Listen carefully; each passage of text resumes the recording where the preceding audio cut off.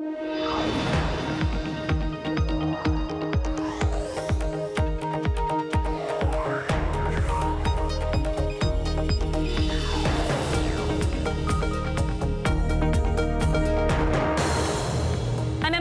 this is Bloomberg Technology. Coming up, President Trump defiantly defends his widely criticized reaction to protests in Charlottesville, Virginia, and calls out CEOs leaving his business councils for grandstanding. We've got full coverage from Trump Tower. Plus, a Bloomberg exclusive: NBA champions and MVP Steph Curry and Andre Iguodala are also running big plays in tech. The Golden State Warriors dished on their off-court investments at the NBA Players Technology Summit happening right here in our Bloomberg office. And a damaging lawsuit and an embarrassing settlement were just some of the challenges for Uber this week as the PR nightmare continues at the world's most valuable startup. We'll discuss. First, to our lead. President Trump, speaking from Trump Tower, defends his decision to wait 2 days to condemn white supremacists amid violence in Virginia, saying he needed to gather the facts. Since the deadly attack in Charlottesville, several CEOs have cut ties with the White House. Yesterday, Under Armour's Kevin Plank and Intel's Brian Krzanich followed Merck's Ken Frazier, bringing the total to 4 CEOs resigning from Trump's manufacturing council. Krzanich said, quote, "The current environment must change, or else our nation will become a shadow of what it once was and what it still can and should be." Today, the president fired back. We want products made in the country. Now, I have to tell you, some of the folks that will leave, they're leaving out of embarrassment because they make their products outside. For the latest development on this ongoing story, we've got in New York our chief Washington correspondent for Bloomberg News, Kevin Cirilli, who is standing outside Trump Tower. With me here in the studio, our editor-at-large, Corey Johnson. Kevin, I'll start with you first. You have to just give us the roundup of what happened in this press conference. President Trump, very defiant and very hesitant to, lay blame, essentially. President Donald Trump defiant against criticism for his response to the Charlottesville tragedy over the weekend. He said that there are fault on both sides. I can tell you that already a crowd of protesters has gathered about a block away from where I'm standing outside of Trump Tower. President Trump taking on the media as well as others for what has gone on and what he feels is unfair treatment. He criticized heavily and defended heavily his very own positions following the Charlottesville tragedy. It comes, of course, as he is facing intense criticism from CEOs, as you mentioned, but also from Republicans within his own party. This was supposed to be a press conference of sorts, or a public commenting period of sorts, for him to announce an economic infrastructure executive order. Of course, all of that now thrown out the window, with the headlines and the news flow going to be dominated by his comments on Charlottesville. Corey, the press conference became very contentious. The president very combative. You were watching. What's your reaction? Well, I was doing a live radio show and I couldn't speak afterwards, which is really bad for radio. It was fairly amazing. And unheard of for Corey Johnson. And unheard of for Corey Johnson. It was pretty amazing to see the president sort of just refusing to criticize Nazis and the KKK. I shouldn't say refusing, that's unfair, but sort of suggesting there was some equivalency between the protesters supporting a Confederate general's statue that was only erected in the 1920s at a time that Jim Crow was taking off. Jim Crow laws were being enacted across the country, and that was when a lot of the statues in this country for the Confederate soldiers were put up, not after the Civil War, and it was really a statement about racism, about keeping African Americans in this country down. But just amazing to see that press conference. I think it's also worth noting that this plays to his base, and it might not be a play to his base. He might actually just agree with his base.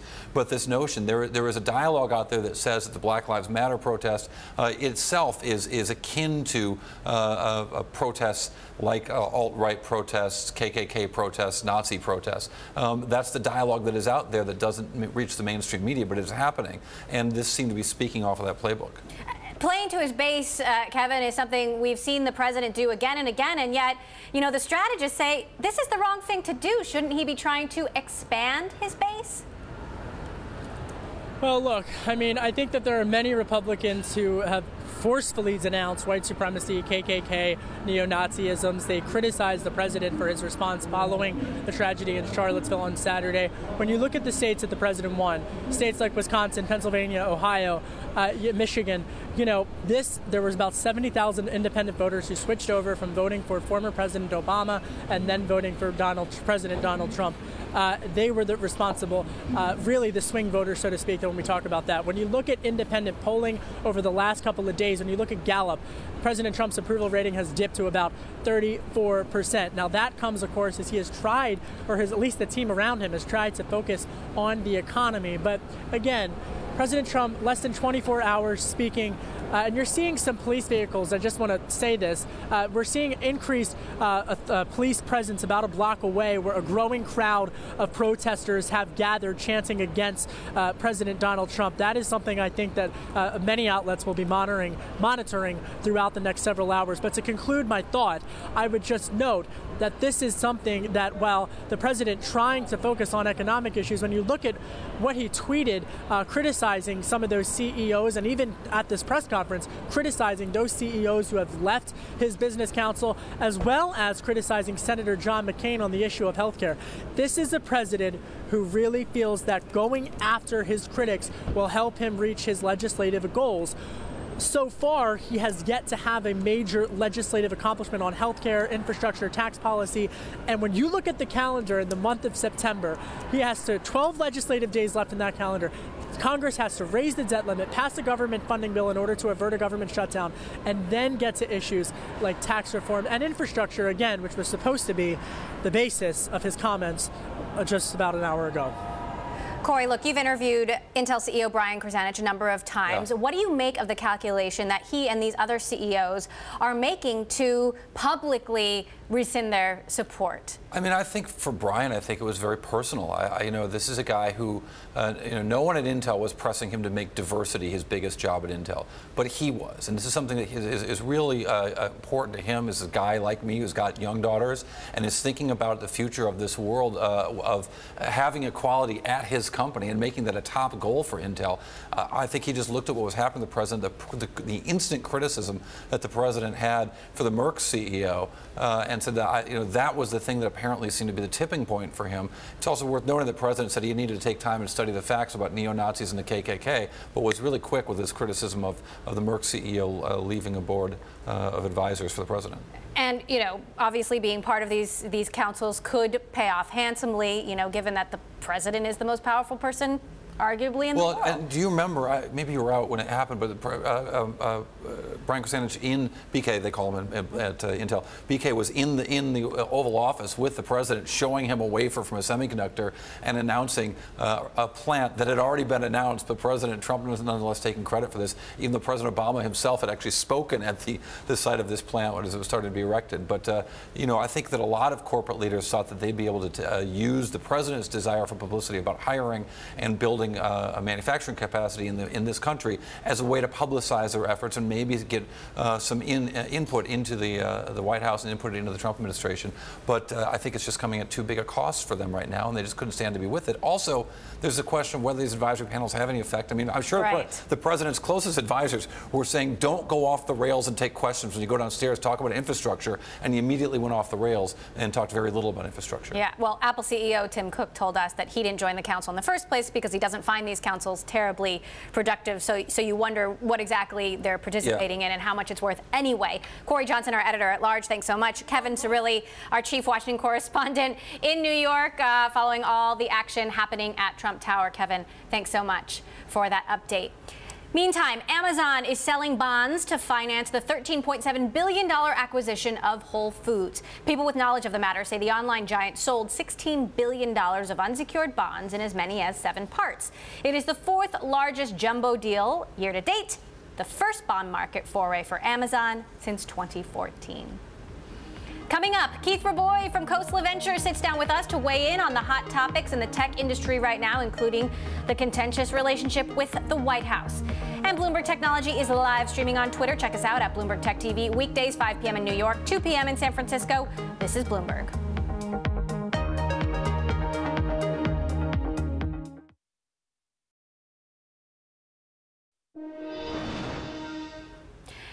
The first CEO president is losing more CEOs as advisors amidst controversy surrounding his reaction to violence in Charlottesville, Virginia.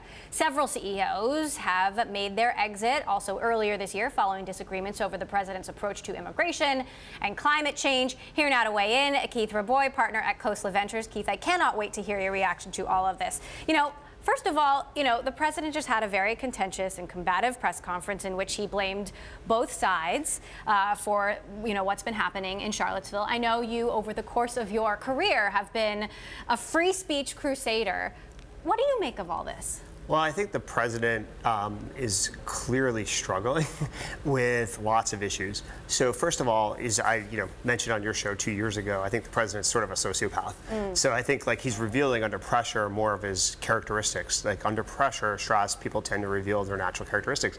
And at the end of the day, when he gets attacked, he's going to punch back. You saw this in the debate stage, but none of his opponents were willing to punch back with him and really put him in his place, where there were a few opportunities if you watch the videos. Right now, this is playing out on a national and international stage, and it's really not helping him. Where do you draw a line when it comes to free speech? Is it white supremacy? Is it racism? I mean, what counts as crossing that line? Well, I think people have a right to file for a permit and protest for any view in the United States. What they don't have a right to do is to actually be violent, to instigate violence directly, and they certainly don't have the right to have the President of the United States defend them.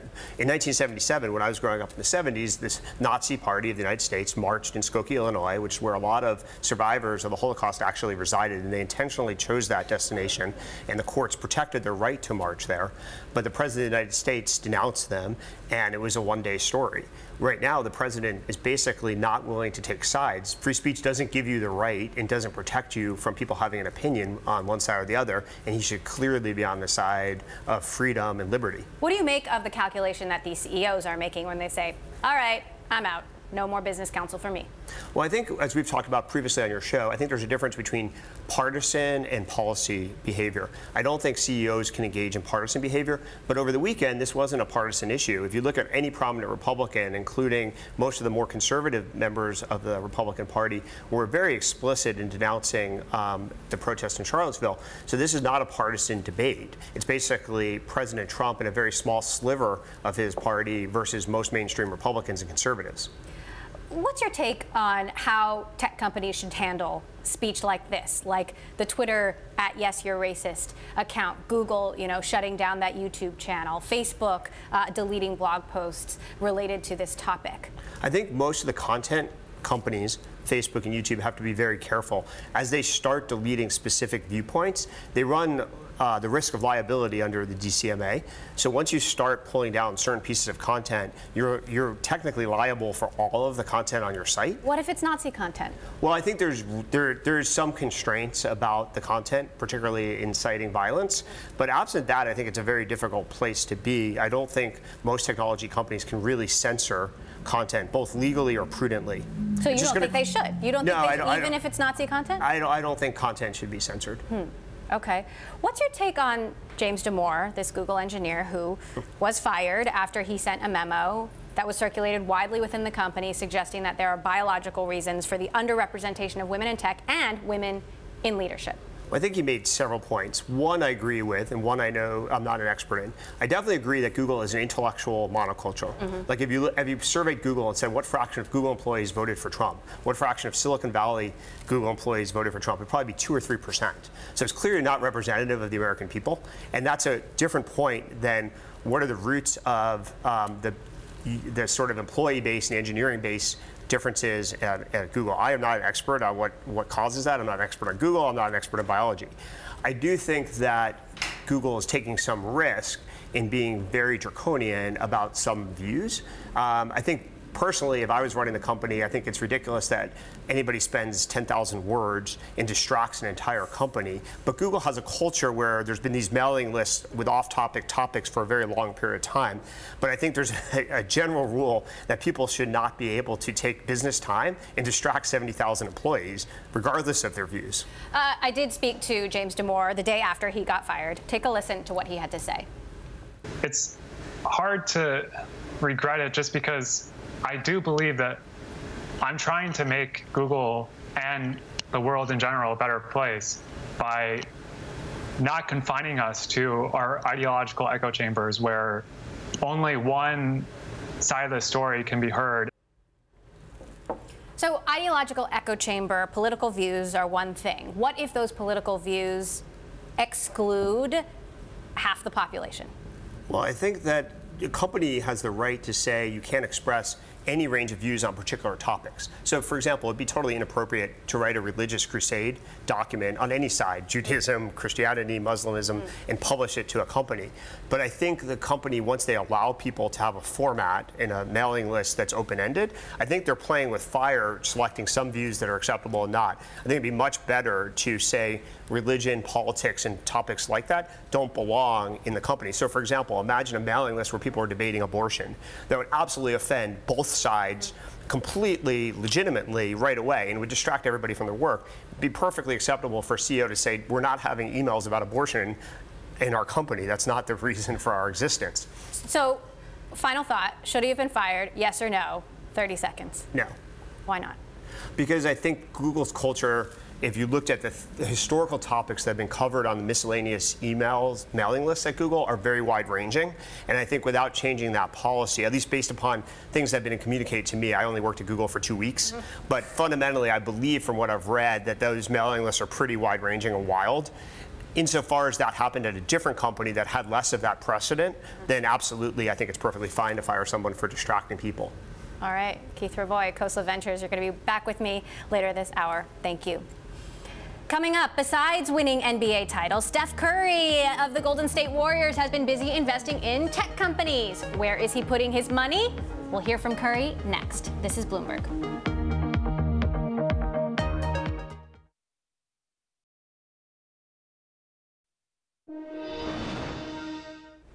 Microsoft founder Bill Gates just gave away a sizable chunk of his fortune. An SEC filing shows Gates gave away 64 million Microsoft shares valued at $4.6 billion in June, making it the largest share donation this year. This is also Gates' largest single donation in nearly 2 decades. While the recipient of the gift wasn't specified, Gates has made the majority of his donations to the Bill and Melinda Gates Foundation. Well, 2 of the top players in the NBA helped kick off the inaugural Players Tech Summit here in San Francisco, right here at our Bloomberg office. The summit brings together top leaders in tech, venture capital, and sports to exchange ideas and expertise. In an exclusive interview, our editor-at-large Corey Johnson caught up with Steph Curry and Andre Iguodala of the Golden State Warriors, who are co-hosting the event. He started by asking about Curry's investment in Pinterest. It was something I used and something my wife used, and for me it was an opportunity that was a couple years back, a way to just kind of get some skin in the game. It's not something I'm involved with day to day, but just to see it to grow the company and have that feedback of Q1, Q2, Q3, Q4, seeing how the company's doing and keeping track on that. So that kind of was actually, besides my company I started with my business partner at Slice, that was one of my other early investments that I can kind of follow and grow with it. So it's been fun learning from that, and hopefully I can continue to grow my expertise in the investing game. And you're all over the place in some of your investments. I mean, last time I talked to you, we talked about a skincare product shaving company that you're invested in. You're invested in a company called TrueMid, which sounds like it's competing with Bloomberg in some ways. You know about this? It's like a bond trading? Yes, a bond trading platform, and you can do it mobily across your phone. And when you think about tech, and you think about Silicon Valley, you think about disruption, you think about efficiency, and that's what TrueMid is. And bond trading hasn't changed since the beginning of time. You know, you sign a piece of paper and then you hand it to someone else, and then you think about, the Eddie Murphy movie Trading Places, and the beginning scenes where the papers flying everywhere. Which was so true then, yeah. Right. It's more entertaining when Eddie Murphy does it, but everything he does is more entertaining. Right. So that was something that was approached to me of how to disrupt that market, and the vision was great by Ronnie Mateo, who actually started it. So I've had a really good conversations with him about that, and that's how I got into that. And this whole thing for me pretty much started with an E-Trade account, and I started investing in a lot of tech companies in that, and that's what drove my business partner, Rudy Klein Thomas, and myself into this space. So it was a perfect marriage for us to be, aligned with a company like TrueMid. Well, I guess I should back up too when you think about the history of athletes and investing. I mean, the bad stories are the ones that make the news, but there are some bad stories. I mean, you know, your father was in the NBA. You know, I think about the athletes who've had fathers. You know, Ken Griffey Jr. had a father who was a great baseball player. Barry Bonds had a father who was a great baseball player. You know, your father was a fantastic basketball player. But they've also sort of probably, I would imagine, raised their kids with lessons of, remember that guy I used to play with, he blew everything. Remember that, you know, we've come a long way from Charles Oakley and his car wash investment, which is a great investment, but that was sort of the notion of what NBA players did with their money, and I think it's a lot more sophisticated now. I would think so. I mean, we've been blessed to play this game and make, you know, a significant amount of money, and with the responsibility of, you know, what do you do with that? Like you talked about earlier, you want to grow that money in a smart, responsible way. Things have changed. The tech space, like Dre said, is booming, and to find open doors and access to that world is huge. But not only that, finding, you know, advisors and people that are close to you that you can trust to give you that right, you know, guidance and wisdom, and not just blindly throwing money at a company or at an idea and hoping it takes off just because you have that prestige. It has to be smarter than that. Steph Curry there and Andre Iguodala of the Golden State Warriors. Go Warriors. Coming up, Uber continues to rack up troubling headlines from being sued by one of its biggest investors to legal trouble in the UK. We'll bring you the very latest. This is Bloomberg.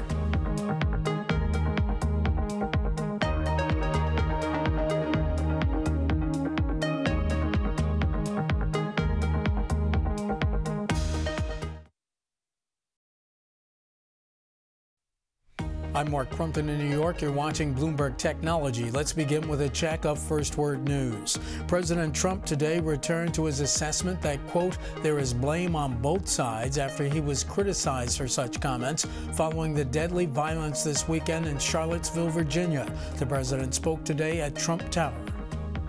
What about the alt-left that came charging at the, as you say, the alt-right?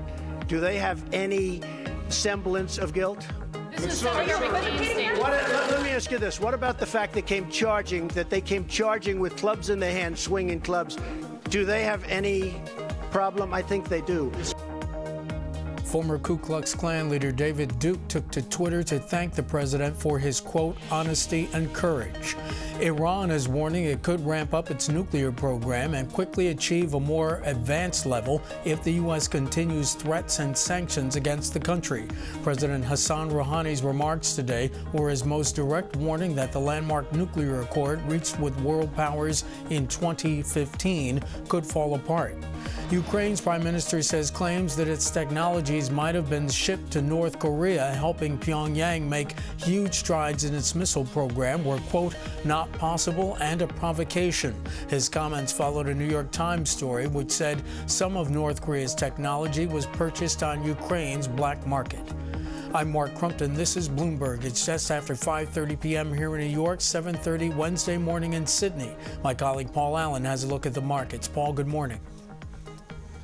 Good morning, Mark. Well, Nikkei futures traded out of Chicago are looking higher. ASX futures are a little off, just down by 5 points at the moment after a mixed lead from the US. But the index's fate are really going to be decided today by an absolute slew of earnings out there. Many earnings in Australia today. Let's take a look at the energy sector. Origin and Woodside will be leading the charge there. The two LNG producers could be weighed down a little bit by write-downs there.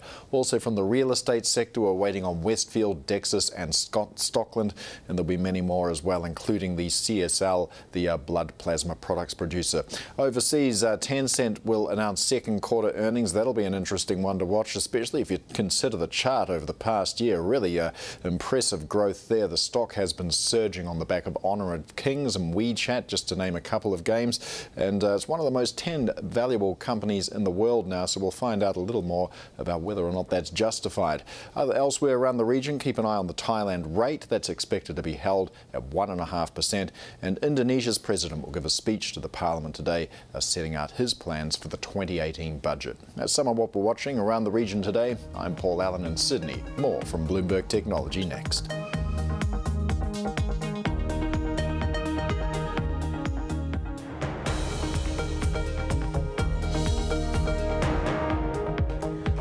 I'm Emily Chang, and this is Bloomberg Technology. Back to our top story now. In remarks delivered at Trump Tower, the president defended his decision to wait 2 days to condemn white supremacists for the violence in Virginia, saying he first needed to gather the facts. Trump saying there was blame on both sides for the violent clashes that erupted in Charlottesville, Virginia, equating the actions of white supremacists and neo-Nazis with those of liberals who gathered to challenge them.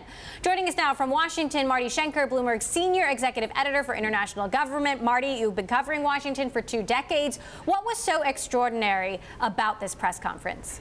Well, simply the very vigorous, embattled nature of the questions and answers. I mean, Donald Trump had gone out and given a scripted defense and clear condemnation of the right in that Charlottesville demonstration of violence, and then he comes out today and basically goes right back to where he was on Saturday, basically showing that, or saying that the right and the left are both to be condemned for what happened there. So it was an extraordinary performance, and something even those of us who have gotten used to Donald Trump over the last 7 months were really unprepared for. And we're all working back here in the newsroom trying to figure out what the significance of this will be, and there will be significance. Let's take a listen to one of the more explosive moments in this press conference. Once again, take a listen to President Trump. There's blame on both sides. You look at both sides. I think there's blame on both sides, and I have no doubt about it, and you don't have any doubt about it either. Marty, how do you think this will affect President Trump's ability to lead? Well, I do think it's going to be a challenge. There are beginning to be some reaction from people in the Republican Party who are supporters of Trump, who are concerned already about his agenda being offset by this kind of narrative, and saying this is not helpful at all. What we have not heard from are the GOP leaders, the Mitch McConnells, the Paul Ryans, and people within the White House who associate themselves. Now, one of the things that happened is David Duke, the former leader of the KKK, came out and praised Donald Trump's remarks.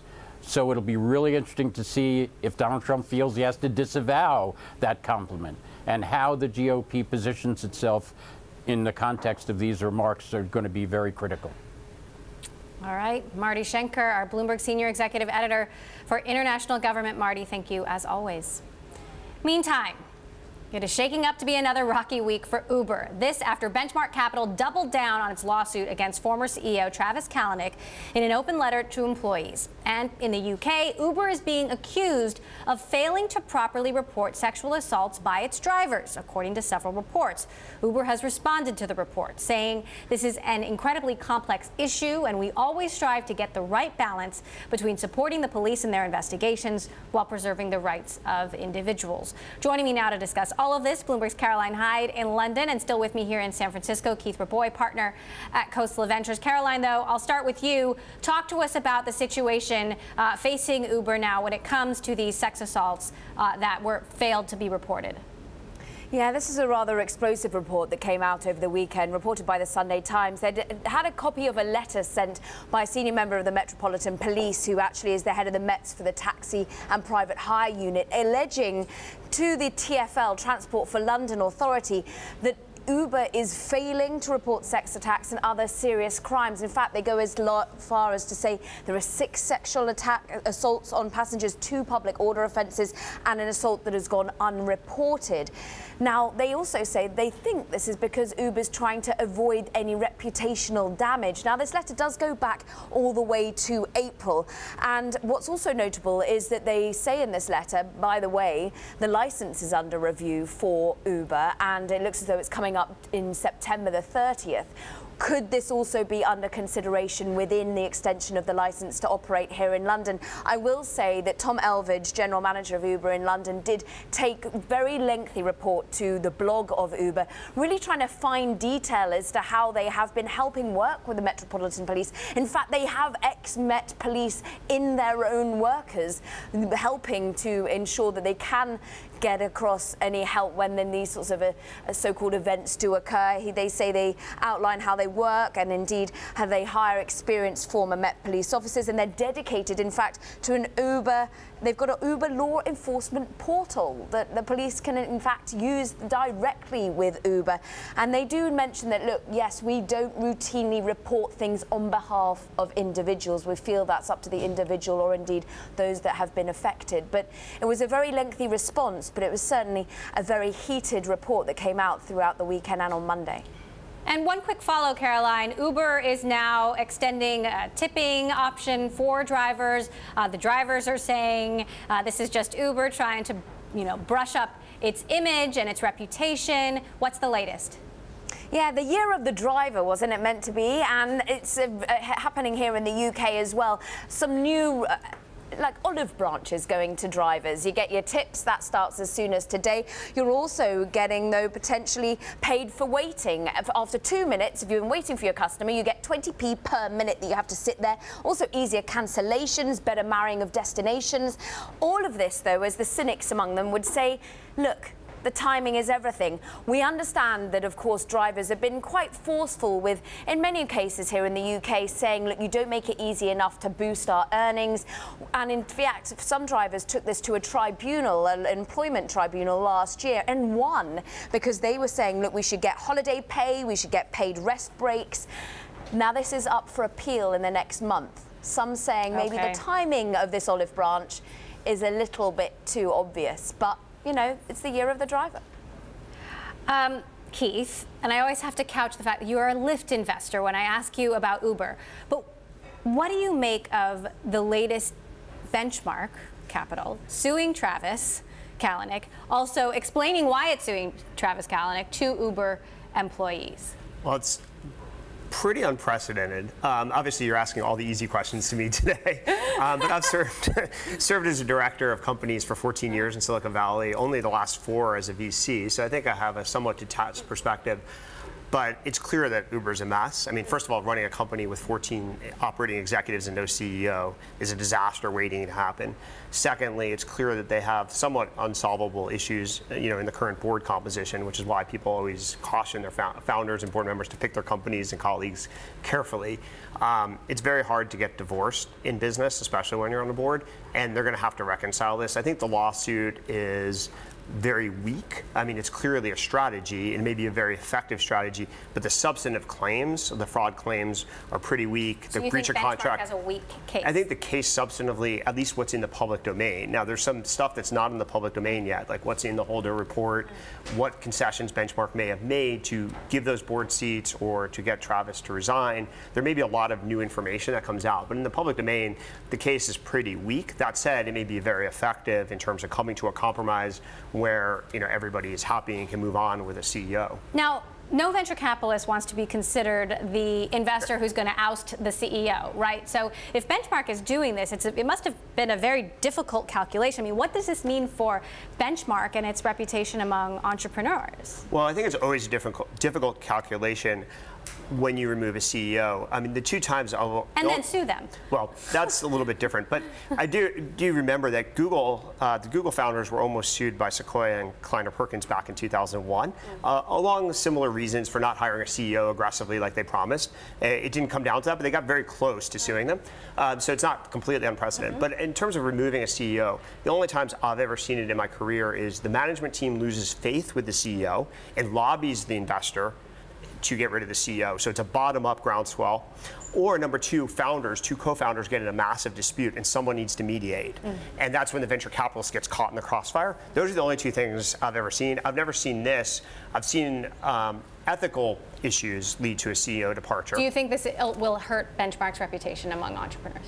I don't know. It's definitely controversial. It's definitely something everybody's talking about, but it depends how things play out. Like, so for example, if Uber ends with a great CEO and has a successful outcome, and there's more stuff that comes out in the public domain about problems at Uber, I think it'll be fine for Benchmark. If not, for example, if Travis comes back and takes over and rides Uber to its glorious victory, there'll be a lot of people, shooting at Benchmark. totally unpredictable. And you know, it's a very difficult job, so I'm not criticizing them at all, because being in the middle of that crossfire when you're on a board, you're making hard trade-offs when half the team is saying do X and the other team is saying doing Y, and they're saying you got to solve this. Yeah. All right.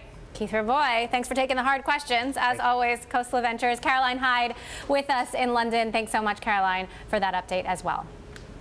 Coming up, we will bring you the latest startup taking on the e-commerce space, Brandless, how they plan to take on the likes of Amazon next. This is Bloomberg.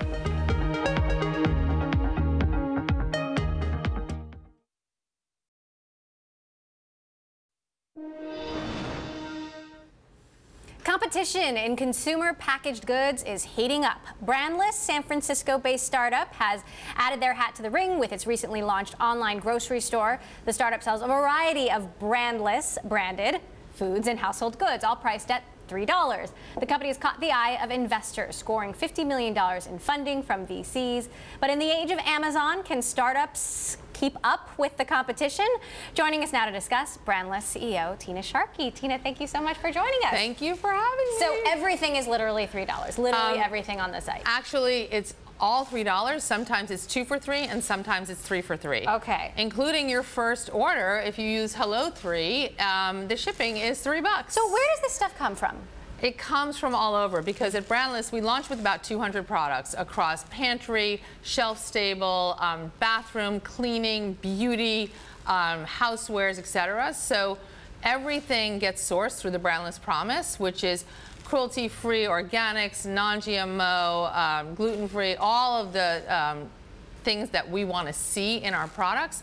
Our partners have to live up to those standards, and our manufacturers are mostly in the U.S., but also in some other countries around the world. Now, you're billing yourself as Procter & Gamble for millennials. You know, who's your target market? Is it just millennials? Is it everyone? I mean, who are you going after? So the media billed us as Procter & Gamble for millennials, but we are better everything for everyone. The reason why I think people have focused on millennials is because 78% of millennials say they don't want to buy the products they grew up with, and 90 of the top 100 brands in the U.S. last year were in decline. So that's a market that actually is coming in and becoming first-time head of households. 80% of the new parents in this country today are millennials. So they're rethinking the products they use, the products that they buy, and the way in which they live. So they're sort of an entry point, but Brandless is for everyone. Now, I was doing some comparison shopping, being the shopper in my house, and you know, some of the things I'm like, do I really want to pay $3 for quinoa chips? But then I went and looked at like Whole Foods and Safeway. The quinoa chips actually are $3. So, you know, talk to me about the pricing strategy and sort of what's gone into this number, which, you know, is broadly across all of these products, and why that makes sense. So first of all, when you look at what's called the Better For You marketplace, so that when you go to a store like a Whole Foods as an example, they use a Better For You strategy and how they bring in. So Whole Foods is not all organic, but it's all better for you. Brandless has a similar philosophy. So when you are comping off of a product like the ones you may have seen, you have to look on an ounce-by-ounce basis. The way in which we're able to offer $3 is by eliminating what we call the brand tax, which is the price that you pay for all of the inefficiencies in the system and for national brands. On average, across the entire Brandless assortment, you're going to save 40%, and in some of our beauty products that are phthalate-free and sulfate-free, as high as 370% brand tax savings. The reason why we chose 3 is because it's memorable, it's easy, and it actually makes the entry into that market so much broader than people otherwise thought, that they could afford organics for their family. They could afford those types of things. Eating healthy is expensive, but it actually doesn't need to be. And we're debunking that entire idea. So Amazon has made it very clear they're going to be aggressively tackling the grocery market. Why enter a market that now Amazon is trying to claim? Look, Amazon is awesome, but Brandless is first and foremost building a community. We're building a community of people who believe that everyone deserves better.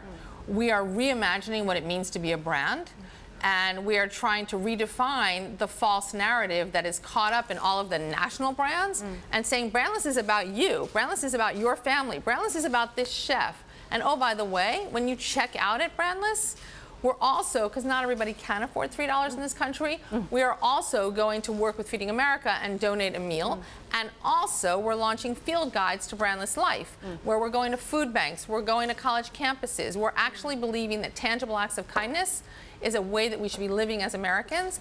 And so Brandless is a community that's reimagining consumption, but we're trying to make everything better for everyone. All right. Strong pitch. Brandless CEO Tina Sharkey, thank you so much for stopping by. Great to have you today. Thank you.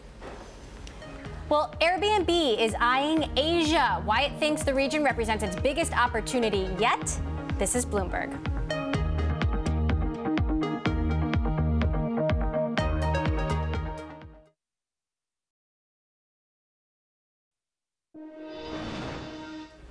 Time now for today's revolving door. Waymo, the self-driving car company owned by Google parent Alphabet, is hiring the top policy staffer for the Senate Commerce Committee to lead its government affairs division. David Quinalti, a veteran staffer for Senate Republicans, will marshal Waymo's efforts to lobby congressional lawmakers to shape federal rules on autonomous cars. Quinalti will direct the company's dealings with Congress, the Department of Transportation, and the National Highway Traffic Safety Administration. Now, to a Bloomberg exclusive, Airbnb says Asia represents the biggest opportunity on the planet. Bloomberg's Haslinda Amin caught up with the company's co-founder and chief strategy officer, Nate Blacharczyk, in Singapore. Intra-Asia travel is a big deal. So we've been promoting Airbnb in a number of countries. In Singapore and Australia, we're very ubiquitous. We're probably most well known in those countries by the populations. We've been investing a lot into China, though, lately. Chinese travelers are going all around the world. It's the fastest growing segment. They're the #1 spenders on international travel. We're running a big campaign there right now. And so a lot of our growth in Singapore and elsewhere is happening as a result of Chinese travelers using Airbnb to explore the world. For China in particular, you have Airbnb wannabes, the like of Tujia, which tied up with Expedia, and today it has about 450,000 listings and growing. What's the strategy? I mean, you'll be competing with more players than Tujia alone. So there is local competition in China. They're largely focused on domestic travel. Our focus historically has played to our strength, which is international travel. So we've been marketing Airbnb as a way for Chinese to explore the world. We have now 4 million homes in 191 countries. None of the local competitors in China have that. And so we've made sure that we've played to our strength and not engaged in any kind of direct competition. Are you adopting a different strategy in Asia compared to the US and Europe? Because it does seem like Airbnb is pretty low-key in this part of the world. You're pretty aggressive in your marketing strategy elsewhere. Yeah, well, in every part of the world, we're trying to partner with government. This is a new model, and new policies have to be passed to, I think, realize the full potential of home sharing. And so, we do that government by government. Most recently, we've seen a big success in Japan, where Japan has passed a new national law, basically saying home sharing up to 180 days is now legal, and it's a huge opportunity. Japan has been our #1 destination in Asia now for a number of years. But even for Japan, I mean, it's a matter of implementation, and that is still a work in progress. If you take a look at Singapore, it also recently passed a law stating that it is illegal to rent a place for less than 6 months. I mean, what's your take on the regulations across the board in all of Asia, the differing regulations? Yeah, well, it's obviously not. Does it make it a more competitive or difficult marketplace for you? It's obviously not a simple topic, and I think what we've seen is, this will play out over time. We try to be as proactive and be a partner to government as much as possible. But figuring out exactly the right model and all the implementation details will take time. It's not a one-and-done type of situation. I'm sure things will continue to evolve even here in Singapore. Give us a sense of how important the Asian market will be in the future. You turned profitable last year. How do you see Asia contributing to your profitability going forward? Oh, it's huge. Asia has been the fastest growing region for us. But from a very low base. From a low base, although quickly catching up. I mean, this has now been a story for probably 3 years. It's been our top growing origin region. And if you look at all the industry numbers, it is the biggest opportunity on the planet, China specifically. But if you also look at Southeast Asia as a destination, all the numbers are incredibly promising. That was Nathan Blacharczyk, co-founder and chief strategy officer at Airbnb. Some breaking news now. AFL-CIO President Richard Trumka is resigning from President Trump's Manufacturing Council. Trumka said in a statement, "We cannot sit on a council for a president who tolerates bigotry and domestic terrorism." That would bring the number of resignations, I believe, to 5 in the last 2 days. And that does it for this edition of Bloomberg Technology. Thanks so much for watching. We'll see you tomorrow.